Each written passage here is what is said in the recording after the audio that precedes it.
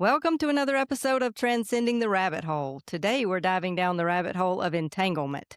We tend to think of ourselves as separate people, separate experiences. But there's this idea in physics called entanglement that suggests connection might actually be fundamental. So today we're going to explore what that could mean, not just scientifically, but in how we live, relate, and experience the world. Annelise and Parker, it's a privilege to transcend this rabbit hole with you guys. Hey, Brandy. Great to be here. Thank you. Hey. Yeah, it's great to be here. Yeah. About to This nerd out. Yeah. This is going to be a really, really fun conversation. Entanglement is something that I have thought a lot about lately as it relates to like the interconnectedness of everything and how it plays out in our daily lives. Quantum entanglement suggests that things can remain connected even across vast distances in ways that defy our normal understanding of space and time. Basically, when two particles interact, they become entangled. And after separation, measuring one instantly affects the other, and distance doesn't matter. And Einstein called it spooky action at a distance.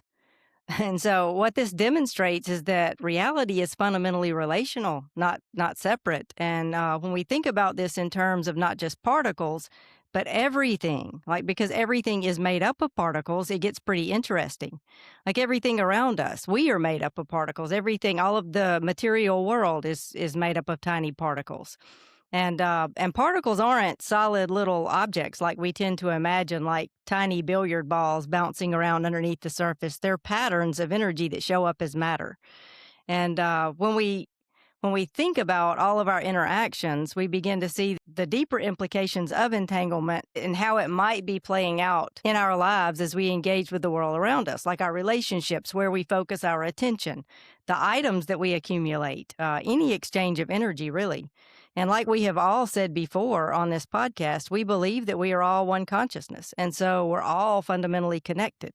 But it seems that direct contact intensifies that connection in a way that strengthens the pattern, making the connection more active, more influential.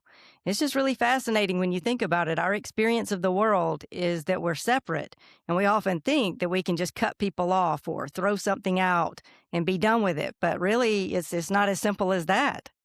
So it's really fascinating. I'm excited to get into the implications of how our daily lives are impacted by the idea of entanglement. Thank you, Brandy. You Yes. explained that so well. Thank you, because I'm not science-y. So when I was preparing for this episode, I was a little, what? I know the spiritual feeling of that, and I know the spiritual realm of that, but not the, when I started watching videos on particles, and, one here, one there, but it makes sense. And I think science is just catching up to what the mystics have always said, that nothing is separate, everything is one. Yeah. Yeah. I mean, everything is connected and it's starting to come out, like this is like beginning of the world kind of science. Like this is ain't soup, like beginning of the universe kind of science here. Like this is not new. Like they didn't just discover this like this. Well, they didn't invent this, I should say. This is something that is being rediscovered. And with that, you could have a particle a trillion light years away and another particle that's like here on Earth. And whatever that particle a trillion miles away is doing, say it vibrates like, I don't know, X amount as fast. The one on Earth is doing the same exact thing at the same exact time. There's no distance. Like distance is almost like a physical illusion when it comes to quantum mechanics because everything is connected. And I mean, that just kind of proves that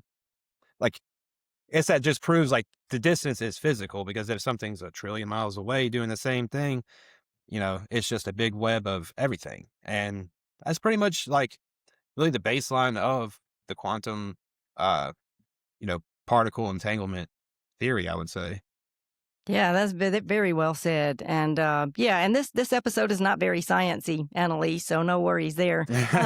Phew. When I want to dig into the the everyday implications of why that matters, the entanglement, the idea of entanglement, how it really what I would call spirituality or mysticism. Yeah. And I think those things are explained really well by quantum science. So there is that overlap, and so that's what fascinates me. So Yes. that explanation of what is, quantum entanglement, I think it's helpful to start there and to understand how particles interact. But what fascinates me is, the daily implications of it. And I'm really thinking about like where we place our attention. Like, the saying, where your attention goes, your energy flows. Our attention is linking us to other people, ideologies, certain attitudes, beliefs, situations and circumstances. Just think about the collective energy swirling around on social media and Yeah. how we're unconsciously entangling ourselves through like doom scrolling. That's why I don't typically hang out in the comment sections or engage, the trolls. It's like it's an energetic exchange. And I don't want to become entangled with toxic energy, but even just our thoughts, like obsessive thinking, reinforces, energetic ties with a particular narrative. My sources through the veil tell me that they feel when someone thinks of them and they can feel the intensity of the thought, like whether it's favorable or unfavorable. And certain types of thoughts can attract the attention of certain types of energies through the veil as well. Like, thinking negative, disparaging thoughts attracts low vibration spirits or entities. And then hopeful or loving thoughts would attract high vibration spirits. So I think it's important to be mindful of where we place our attention. What we're focusing on is entangling us in ways that we aren't consciously aware of. Like attention isn't passive, I guess is what I'm trying to say. It's participation in a collective field of energy. Yes. Ooh, that's power. I was reading something just like that in A Course in Miracles this morning, saying any thought that is an attack thought is against God, Oh, and any thought that is just love, that is how you build the world you want. So think only loving thoughts. Don't have any attack thoughts, not upon yourself, not upon your neighbor, not upon your country, not upon your anything. Just choose to see love, because your outward reality is a reflection of your inner mind. And like Brandy has said a lot, all is mind, and we're all in the mind of God. And that's so fascinating, and it explains why we're all connected, because all is one and all is God.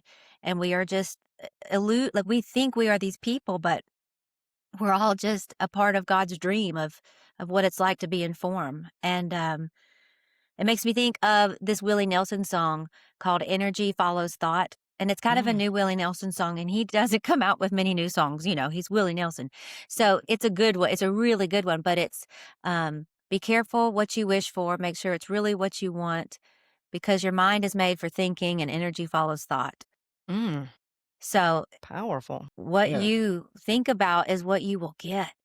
But that's super empowering when you realize the benefit that you can have with that law of the universe.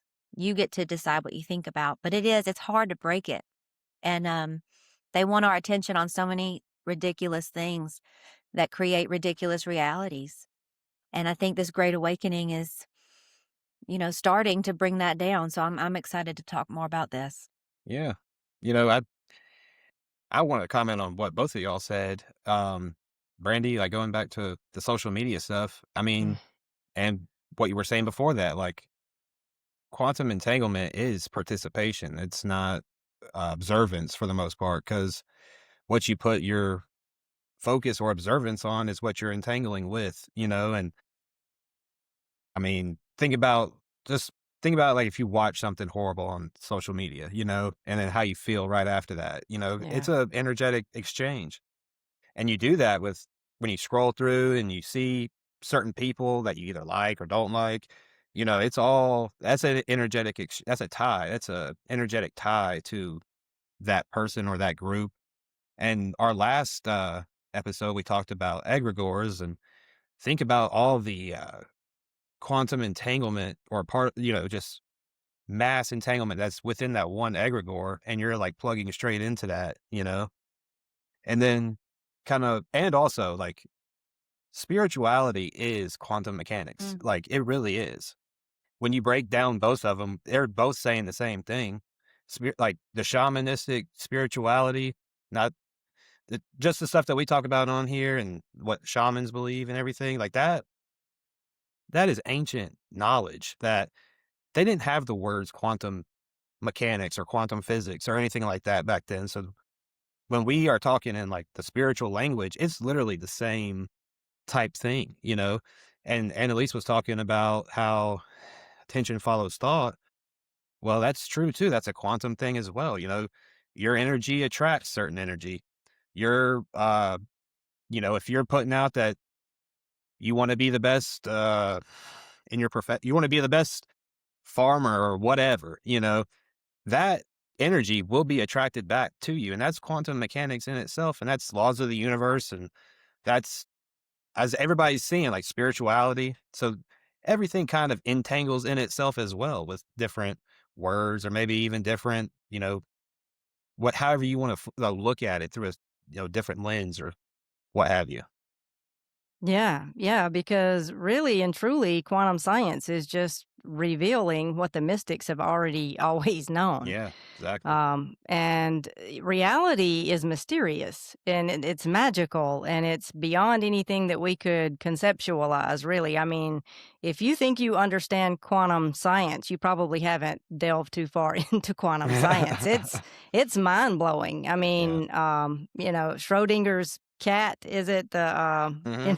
dead and alive at the same time? It's like, what? Yep. So, Infinite possibilities. yeah. So it's wild when you start. And I asked my sources on the other side one time about some quantum science things that was like alternate realities, the many worlds Yeah. theory and Yeah. other Parallel string theory. universes. Yeah. I was, and finally, they said, well, it was my grandmother. She said, they keep trying to figure us out, but they can't. And then she said, funny. So they find it amusing that we're Yeah. here just spinning our brains trying to conceptualize reality when it's impossible. It's absolutely impossible. But, thinking about entanglement and how it may, we were talking about how our attention kind of flows, and that's one aspect of it. But also, like physical objects can carry energetic expressions of previous owners, things like that. And I remember years ago, my cousin was telling me while we're in a thrift store that her teacher in a Christian school that she was in said that you should be careful when you buy thrift store items or even in certain retail stores. Because items from certain areas of the world or whatever might carry certain, I guess, Demons. demons is basically that's it, demons. I was trying to think of an articulate way to put that, but yeah, absolutely, demons. It's like be afraid that anything you purchase could have a demon. And so I think she mentioned like world market, because they have things imported from all these different cultures. And she's like, those people worship demons and they don't believe in God and they don't believe in Jesus. And so anyway, she was like basically saying you could pick up a demon through thrifting and I remember laughing and thinking she was just being dramatic at the time. And that was before my spiritual awakening in 2014. So that was like many, many years ago. But I've come to see that she wasn't really wrong about that. Not only do items carry the energy of their owners, but in some cases, actual spirits or entities are attached to certain items, according to my sources on the other side. So it really is good to be mindful of the energy of items, whether you're in a thrift store or even, receiving gifts from someone or previously owned items like hand-me-downs or heirlooms, jewelry, like even clothes. I've always donated my clothes like that I no longer want because it seems wasteful to just throw out good clothes. But I've heard people talk about being mindful of that because you're entangling your energy with whoever ends up with those items of clothing. So maybe it's best to give them to someone you know and you wouldn't mind being entangled with, or maybe just burn those clothes and donate the money if you want to help people, who are in need of clothing. Anyway, I'm just a lot more mindful of things, knowing what I know now. Like I pay attention to the energy of stores and the items in the stores, because you can feel when the energy is off if you're centered and mindful. And I don't really shop in thrift stores, like especially after watching that last Conjuring movie where that thrifted mirror did everyone in. I was like, oh yeah. But anyway, what about you guys? Do you guys enjoy thrifting? What are your thoughts on that? I actually have thrifted quite a few pieces of furniture. Oh. And so there is only one piece that I would say it was haunted as hell. Oh, It it was definitely was. Yeah, for it was sure. straight up haunted. So, long story short, I got a dresser for our son's room who was like 3 at the time, 3 going on 4. Yeah. And And it was super cute because it was painted very like bluish, tealish, just a cute little boy dresser. I thought, how great. It was definitely old, probably like the 70s. And anyway, he would say that he could hear like knocking in the wall at night once that No. came in. Yeah. And we were like, what? And we went up there and investigated and never heard it, you know. He said this for a while. And anyway, then we had my sister-in-law, Parker's sister, stay in that room when she was visiting. And she came she came out the next morning and she was terrified. She was like, there's something in that dresser knocking at night. And I was like, stop it. So he was right. He's hearing this at night. And we went and laid down in the room, turned the lights off just to see if we could trick it to like show us a knocking, you know? Well, it didn't, but that was enough. It wanted to stay. It wanted to stay. So that was enough for me. And so I kind of feel badly about this now, but I put it on Facebook Marketplace and sold it to another girl for $50. And I feel like I'm confessing that to y'all now. If she's out there and it's knocking, I'm sorry. It scared me. But the craziest thing was when I was getting it ready for her, I was pulling out the drawers, taking clothes out. There were pictures and little hairpins in the bottom of clearly, and the pictures were of a family in the 70s, like on their covered couch, you know, carpet, red carpet. It was very old, and her little hairpins. So this thing was super entangled, all that to say. Oh my gosh. You didn't even tell the best part, which was, at least for us, when our garage at the time was right below their room, and me and Annelise made that garage like our hangout spot with like the projector TV and whatnot. But we're out there just hanging out. Doubt the TV was on, so we're just talking like we normally do, and we just hear like some kind of footsteps running across the running over our ceiling. And we were like, what? At the time I was like, I know one of our kids are up there running around, so I went up there. I was like mad. I went up there, I opened the door up, and he was asleep. I was like, oh, something was running. You could hear it. So we got that thing out. But shoot, I should have burned it, not made a marketplace sale off that was it. before. That was before my spiritual awakening too. But I will say, if you burn an item like that without the right ritual, I guess, or whatever, then whatever is attached to it can linger. Yes. You're releasing it in some way, and so that might not be, I mean, I don't know. I don't know. Yeah. But yeah, that dresser would have had to go. That's for sure. My mother-in-law was Yeah, I there. was about to say that. Well, we're entangled. My mother-in-law was there, and she said, "You're gonna make $1 off the devil," or something like that. And I was like, "Oh my word!"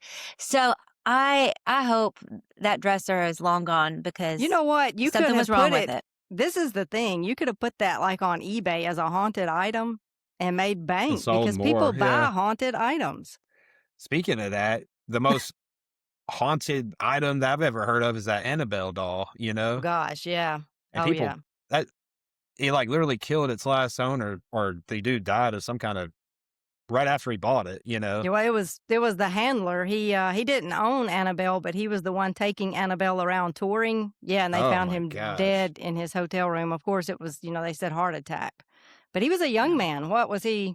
Yeah, he was I young, don't know, like maybe like late 30s, early 40s or something. something like that. I mean, he wasn't, it wasn't an elderly He wasn't heart attack. man. He wasn't Didn't heart attack seem. age. No. This just makes it so obvious. Like, bless whatever you bring into your home. Bless every room in your home. Yeah. Sage. Now, sage doesn't seem so silly. Now I understand why we sage the corners, why we do all this. Like, there's energetic, molecular reasons. Yeah. Everything's connected. I was gifted something one time, and my grandmother said, throw away. I'm like, yes, ma'am. I didn't argue one bit. Heck no. I'm like you. I can feel that when you go into a room and the energy's off. You can feel it's something you don't want to be entangled with, and you can't even put language onto why. Yeah.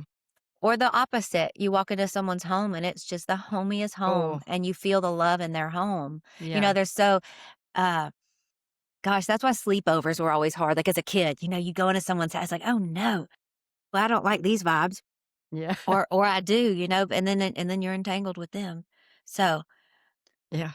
Back, Yeah. sorry, back to on subject. I'm rambling Well, here. I No, mean, that's sorry, Brandy, go ahead. no, I was gonna say that's right on subject, really. Yeah, I know, right? Yeah, I was just gonna yeah, say my mom, she does a lot of antiquing, and she was she was in some, like, super old antique store, she was telling me, and as she was talking, like, to the cashier, somehow, like, they were having a psychic readings there, or they were having maybe the lady who owned it was a psychic, I don't know, something about that was, happening there, and, the lady came up to my mom and was just like, and my mom's just there looking for antiques, so this lady comes up to her and is like, "Hey, you have, like, a lot of spirits around you."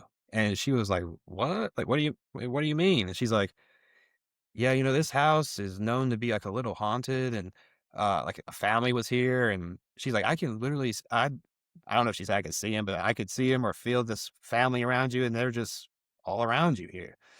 I just thought that was so interesting, but it ties into our episode because, a family or a spirit, a house, a land, it could all be entangled too. And yeah, that's probably how hauntings are. Half of the hauntings or, quote unquote hauntings are, just maybe souls that never left their land or left their house, something like yeah. entangled like that.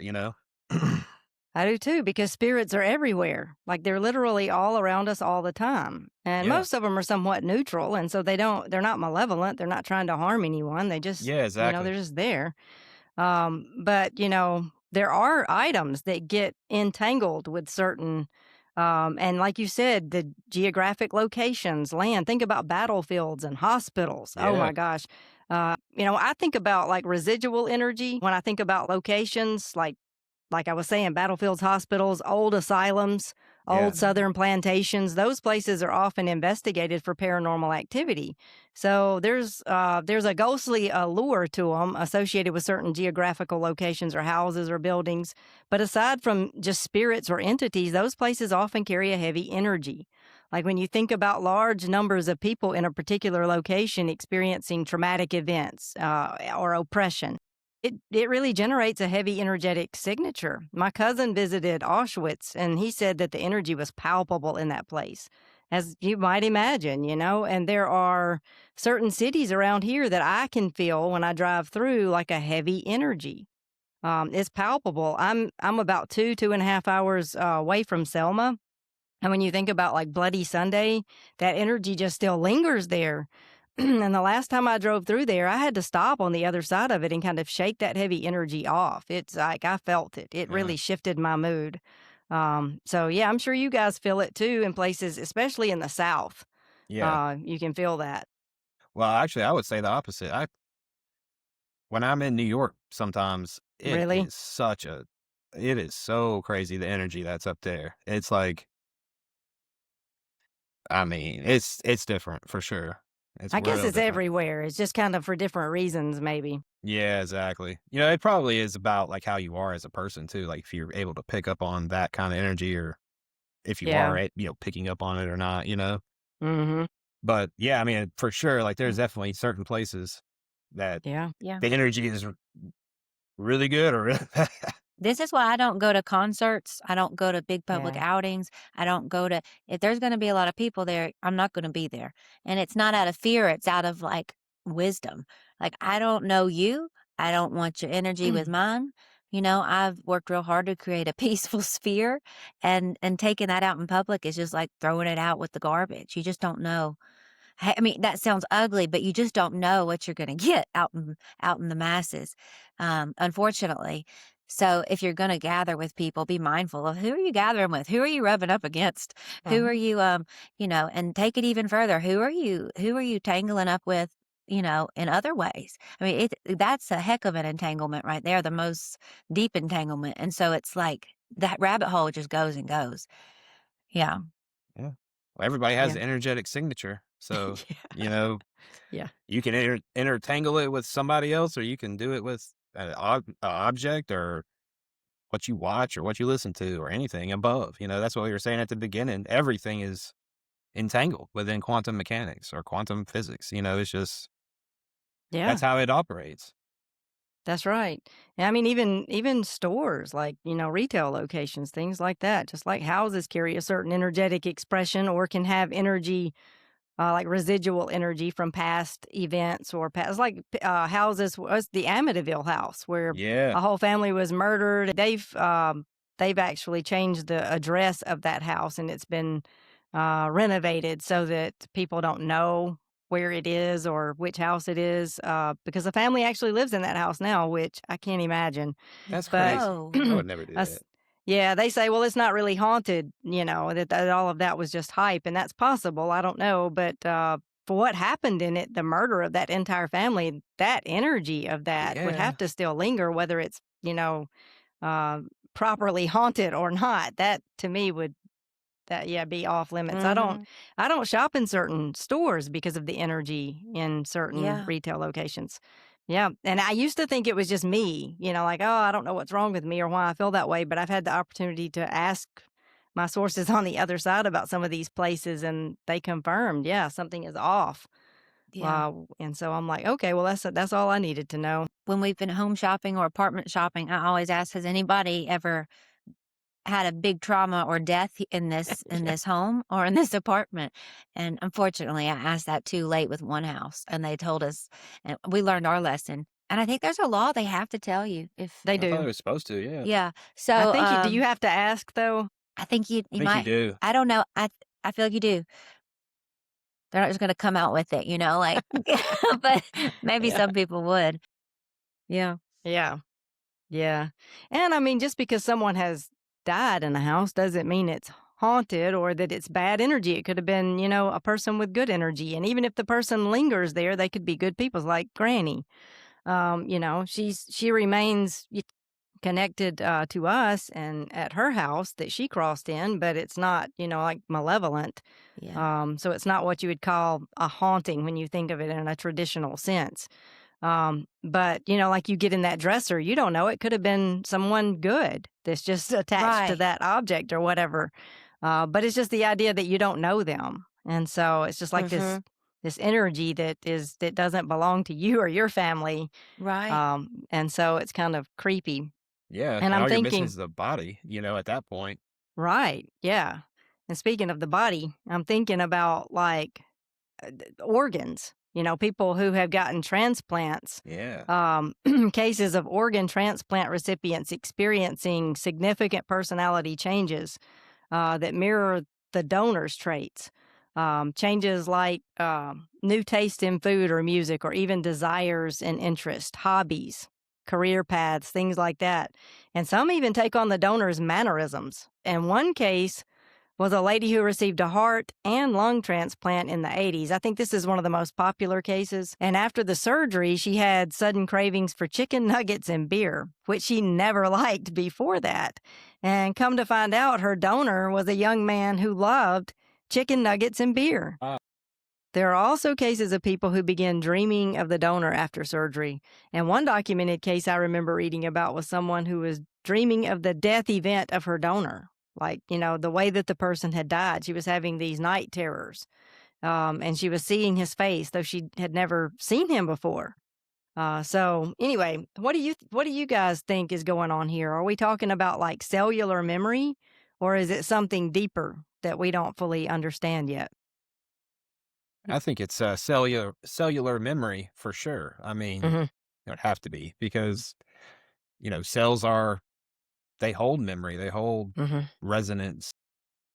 Yeah. It was part of their energetic signature. So I guess when you would put somebody else's energetic signature within you, you kind of take on, or in some cases, you would take on some of their traits and mannerisms, through the cellular memory. Yeah. I think memory, it shows that memory lives beyond the brain. It lives in yes, the cells, but like also the energetic field. I've been learning about um the subtle body, like the book I mentioned a couple episodes ago. And it said that someone's energy field, it's not just their aura or how they're feeling that day. Like their field contains everything they've ever said, done, thought, experienced, everything. It's like their little Akashic record of just them. And so when you entangle with someone else's field, you're entangling with everything they've ever done, ever said, ever thought. It stays with them. And so I think it shows too the body is a lot more relational than we thought. Our energies aren't just for us. Our thoughts are certainly not just for us. Like you say, there's no private thoughts at all. Um, and so I think it all just points to that. It's just true. We're connected. Everything is connected, whether you want to be or not, you know? Yeah. Yeah. Yeah. I mean, I think cellular memory may be part of, part of one component of what is happening, but I don't think it's as simple as cellular memory either. I think, that we can't, I don't know. I mean, I don't think we can dismiss the body as just mechanical. I guess that's what I'm saying. So, from my perspective, we're not isolated individuals, like you're saying, Annalise. We're expressions of that shared field of consciousness, and the body is just part of how that field holds and transmits that pattern, right? And that's pretty fascinating what you said. Every thought, every word that someone has said is contained in that, like that Akashic field, and is when you interact with that person, you're interacting with everything they've ever said or ever thought, like every aspect of that person, the entire essence of them. That's pretty profound when you stop and think about it.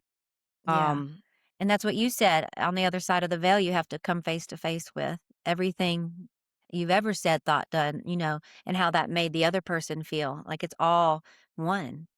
That's right. Yeah. And like the psyche is not just the brain. It's like, because, it's embodied. It lives through the whole system. It's an expression of what is unseen. So what is seen is just an expression of what is unseen. So when an organ is transplanted, like it's not just the tissue. It's part of a lived pattern, right? A history, a way of being in the world. So instead of thinking of it as memories being transferred like little files, I think of it more like patterns interacting. Almost, well, it's just entanglement, right? Where two Yeah. histories overlap and influence each other. And I don't think someone's personality is like literally moving into another person, but I do think the body carries that pattern. And when you bring these two systems together like that, something of that pattern can be felt or activated. And I think it's less about memory being transferred and it's more about pattern being shared. But like if an antique lamp carries an energetic imprint of previous owners, that or a dresser in your case, Annalise, then how much more could an organ that is intimately part of a person carry that person's energy? So it just makes sense to me that parts of our physical body would carry our essence, which is Mm-hmm. also why I think intimate relationships are often so messy, because intimacy doesn't just happen physically, it happens psychologically, energetically. And when those connections aren't processed and integrated, they don't just disappear. They linger as an energetic pattern. And I think that's what we hear of as like soul ties. I don't know if you guys have ever heard people talk about soul ties, Mm-hmm. Yeah. but yeah, I think it's wise to be mindful of who we not just interact with, in brief passings, but especially our intimate relationships. Yeah. Mm-hmm. And, with the like what you were saying with the dresser, that's just a dresser. But imagine Yeah. we're now going back to the organ thing. Imagine taking DNA structure and DNA cellular levels of the body and then having the cellular memory of the actual memory and psyche going into the person. That person's taking on two energetic type fields, one of DNA of the other person and the other Yeah. of the cellular memory.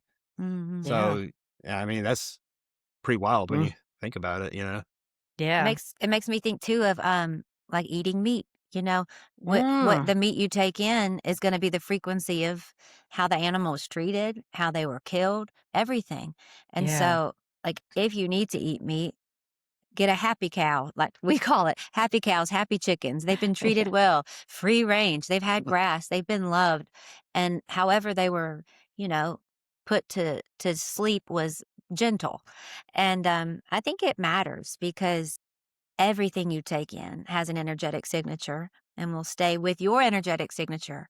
And it's like you were saying about the intimacy thing. My mom drilled that into me as a teenager. Parker's looking away like, ugh. She drilled that into me. Don't, in the Southern culture, they say don't have sex before marriage. I mean, that is how it is. And now I understand you know, the reason truly why, because you create a soul tie with that person, and then if you don't go on with your life with them, that's going to hurt for you and for them. And so there are reasons why, you know, everything is those boundaries are put up, to keep your vessel pure and unentangled until you know you want to be tangled. Mhm. Yeah. So, yeah. Yeah. Yeah. I think, a lot of times it's reduced to something like moralistic, which I don't think really that is what is really so front and center. I think it is the energetic entanglement. But to get entangled with someone you don't know that well, or maybe they have a lot of toxic traits and patterns or whatever, and you're really not aware of it, or you're not really thinking about it. If you're young, you don't think about those things. But yeah, you wouldn't want to become entangled with someone who has a lot of baggage, I guess you could say. So I think it's important to be mindful of that for sure. Um, I know we mentioned social media already, but that's mass entanglement. It's a Yeah. mass entanglement field that we're all so plugged into, and we're out there just like liking and commenting and focusing on mass amounts of content daily. Um, Mhm. Yeah. It's ruining us. Yeah. And I Mhm. think about what an energy drain social media is. Like, I feel exhausted and depleted if I use it too much, and there's just too many energy streaming into our awareness. Like, it's really not healthy. And it can connect us to people that are wonderful, but it also to people who are pretty awful. So, like, I try to be mindful of how I use it. And I was reading something the other day about Enneagram fives, which you guys know I'm a five on the Enneagram, and it was saying that type fives enjoy changing their minds. And basically, fives are always looking to glean new insights and expand their view, like they aren't married to their beliefs. And that really resonates. But apparently, most people are not like this. And so that probably explains why I'm socially awkward. But Oh. because I'm wired up like that, though, I'm inclined to want to respond to comments that push back, like on what I'm sharing, to facilitate maybe an open discourse, because that's what I would want. Like, if I made a comment, I would be wanting to understand more fully or to hear another viewpoint. But I've come to see that most people do not want that at all. So they just want to push a rigid point, or in some cases, just spew venom. And so I don't engage comments that seem combative or disparaging anymore. I either ignore or delete them, depending on how volatile they are. But the world is loud, like too many opinions coming at us all the time. And I think it's important to protect our energy, use discernment about who we engage with or allow to draw our attention down a certain way of engaging or thinking. That's right. That's right. People Yeah. don't recognize that every single thing you see online will impact your energetic signature. Every Yeah. single thing. Every Yeah. single thing. Every Yeah. video is either going to help you or harm you. And Yeah. most of them, it's the harm. So you have to know, be so mindful, like, why am I using this? What do I want to do with it? Not because that mindless scrolling is unconscious bonding with every Mm, single thing you are seeing. That's crazy. And I think that's why we're so frazzled internally and externally as a society, as a unconscious bonding. I love that. Not to interrupt you, unconscious but bonding. I just want to repeat that for everyone who's listening. Unconscious bonding. That's what we're doing nonstop on our phones, on our devices. Yeah, it needs to be intentional. Like, if I pick up my phone, it's to do something that's going to help something or somebody. It's not just to numb my brain and bond with the randoms of the world. Because like you said, it's such an energy drain, and your energy is sacred, and your attention, I've really discovered your attention is your power. Your attention is your power to create, to manifest everything. So what you're taking in, you're going to also manifest it out somehow.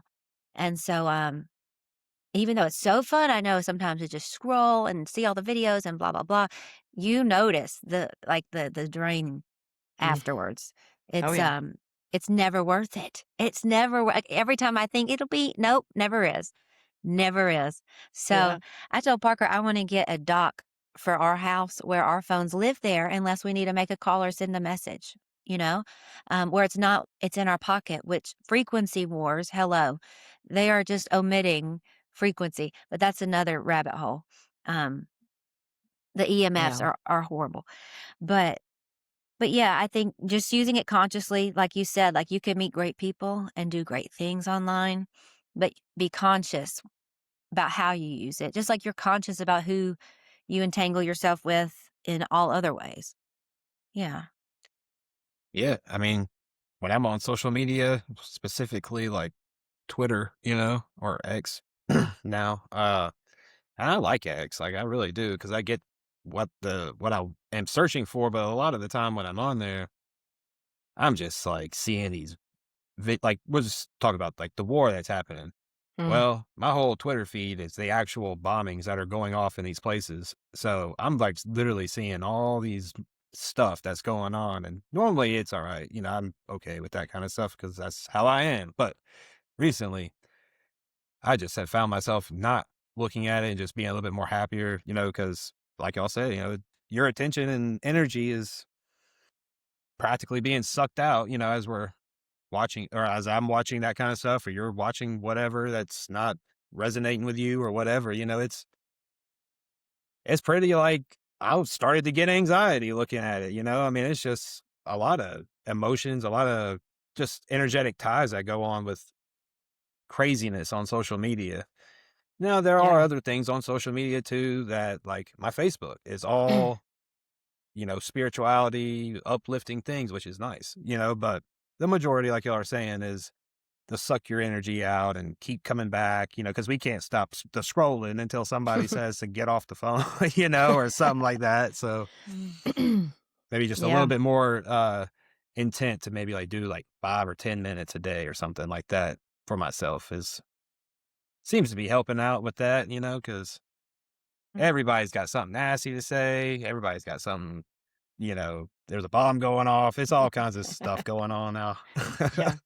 I tell you, the devil lives in the comment section for sure. Yeah, Because even absolutely. in the spiritual, like my algorithm is set, like you're saying, Parker, where I get a lot of, positive content come through, helpful content come through my feed, things that I'm interested in, spiritual things, even some psychological things, like, mindset shifts and mental health awareness kind of stuff. So it's helpful. However, if you get into the comments, it's like, what? Why in the world would these people be so awful on such a positive, uplifting video or reel or whatever? So, but it's crazy. People just troll the comment section to just spew venom. And so, yeah, I just stay out of the comment sections. If it's my own post and it's the comment section, I kind of take a look so that I can monitor, but I will just delete and block, delete and Yeah. block because there no good can come from trying to engage someone like that. Yeah, exactly. That's what we try to do with the Transcending the Rabbit Hole page. We'll Yeah. leave comments that are, uh, questioning, or maybe if somebody Yeah. says they don't agree, that's fine. But when you Yeah. start like, acting like fool, I don't even know why you would sit there and use your energy to type out something on our page and then send it in like it's like nobody, like, who does that? Like Yeah. literally, these Something so people. awful. Yeah. Yeah, exactly. It's like, Mm. what made you want to choose to click on my page or our page at Transcending the Rabbit Hole and type that nasty comment out and send it in, He's probably, I talk about people having a team of light, like their spirit team around them. They probably have a team of dark, Yeah. telling them to post those awful things. It's, yeah, It's like it's an really, NPC or something. I don't think yeah, people know either that like everything they comment will come back to them somehow, and that yeah, every word they say is entangled and will come back to them somehow. So they're just hurting themselves. But I don't know. So like you said the comment section is the underworld. I it think that's is. so true. Um, yeah. It's worse than that haunted dresser. I'm telling you, you know, Yeah. yeah. Oh, yeah, that's something I've had to learn. Just stay out of the comments and be mindful of how I engage with social media. Um, yeah, and I think also it's equally important not to drop into fear about all of it because when you start thinking about the way that we're entangled with all of these other energies, or how our awareness can bring us into an entanglement with other energies, or like we were saying thrifting, for instance. And I think that's why I didn't take that lady seriously years ago who was saying thrift store finds might have demons attached. It came across as churchy, like churchy fear mongering. So it didn't resonate. But it's just about sovereignty. So it's not about never thrifting or closing yourself off, to the world. It's about protecting your energy and being mindful of how you're feeling inwardly as you engage with people or interact with the world, or as you're shopping or whatever. Like, notice when you feel relaxed and expansive inwardly, and then alternately when you feel constricted or anxious or depleted inwardly. And so just like focus your attention on what is giving you life and let go of what is not. Like, I don't shop in certain stores, like I said, or I visit certain local coffee shops. It's not because I'm afraid. It's because I feel inwardly something is off in those places. And so I just choose not to subject myself to that energy. And just like some people, are an energy suck, some places and activities also drain us. So it's just always good to be mindful. Discernment is key. All of life is easier when you use wisdom and discernment. Yes. And energy is currency, you know? Yes. That's just like boil it all down. And that's like where we're at, is just you only have X amount of energy currency, so yeah, 100% currency. How much you going to spend on this and how much you going to give to that? There's this old Ron Canoli praise song that we used to listen to in the car growing up. Ron Canoli. If you know who that is. I don't. He was a 90s worship leader, and bless his soul, he just passed. He was incredible, though.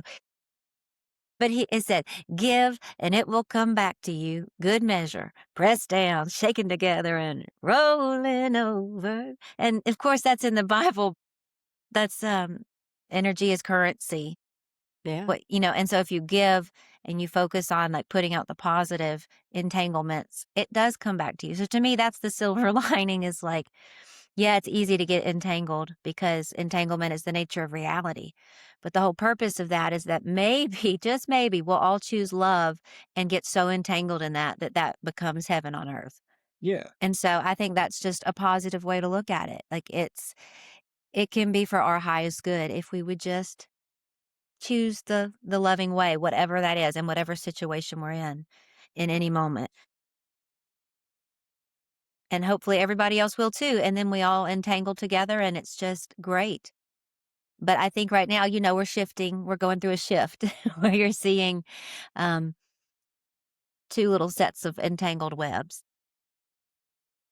The Great Awakening is what Yeah. you're describing, Yeah. Yeah. And I think it's more pronounced. I think, we're seeing that juxtaposition between the two different kinds of energies. Not that there's only two. I mean, to put it in binary terms, though, I think we're seeing like a ramp up of that negative energy, so to speak. And then, on the other side, you're seeing a ramp up of the positive if you just shift your awareness there. It's Yeah. kind of like two poles are just at war right now in the world. And yeah, I That's think so it's just like you were saying, Annelise, it's about choosing love, or what I would say is raise your vibration.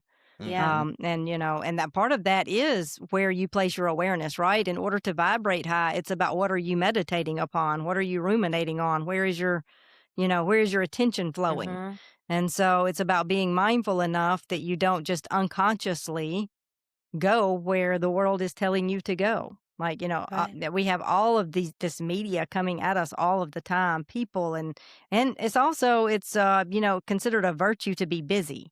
And so, but that is a thief of joy. And Yes. so it's important to unplug from all that, be a rebel, and step back and say, no, Yeah. I'm going to be mindful of where I place my awareness and my energy, and not Yeah. entangle it with, these energy vampires. Right. And I would say you can entangle with the good energy too. And that's Yeah, where everybody's goal should be, is Mhm. absolutely. drop the negative and entangle with the positive. Because really and Yes. truly, I mean, you do that and you bring your divine feminine and divine masculine properties together, not genders, but properties together.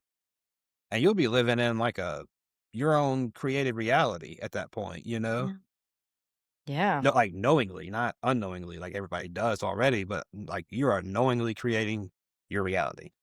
You Yeah. are. It's Yeah. crazy. You literally are with everything you think. So think on the positive, like you said.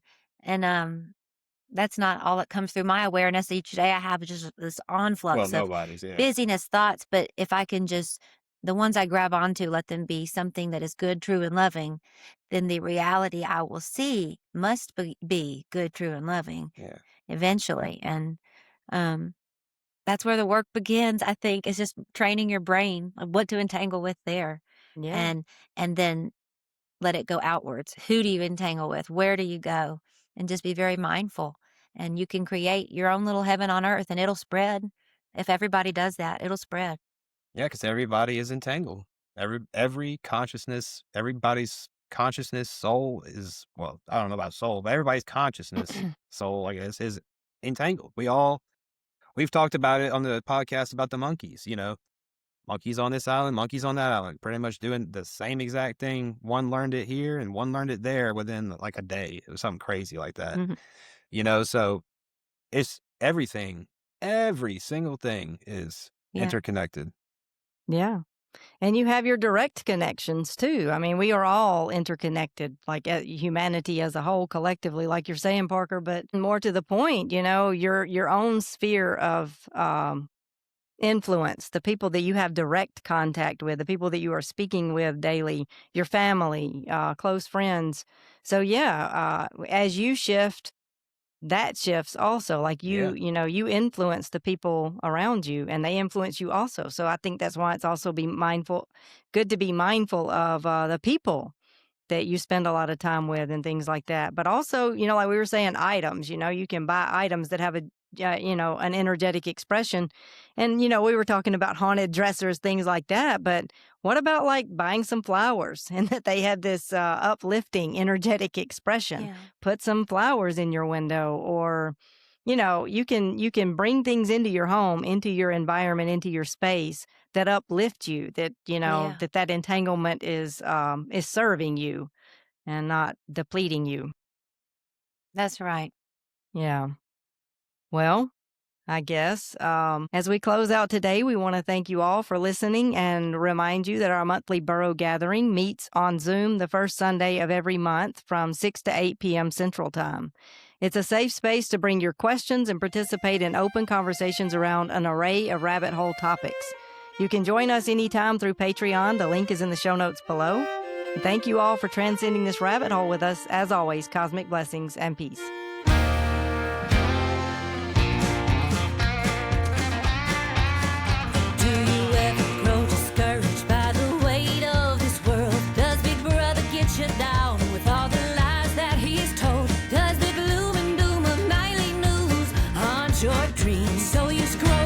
Of sleep, 'cause distraction is key.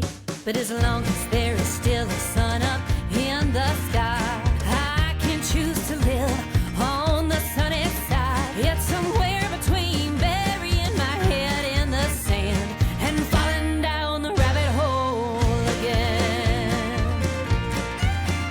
I was sleeping just fine peacefully inside my American dream, awoken when those puppet strings were cut right off.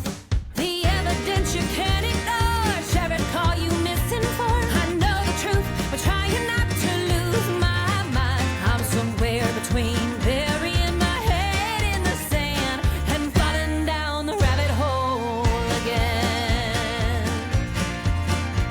It takes a worried man to sing a worried song, and the state of humankind had me humming alone. Hello, common sense, I'm convinced we've lost our way, sold our attention to the system. Now there's power to reclaim, but as long as there's a heart beating in my chest, I will cling to hope that's true. I will cast out the rest. There's no price on peace of mind, oh, and you won't find it here. It's that perfect love above calling you near. I was sleeping just fine peacefully inside my American dream, awoken when those puppet strings were cut right off. The evidence you can't ignore, share it, call you misinformed. I know the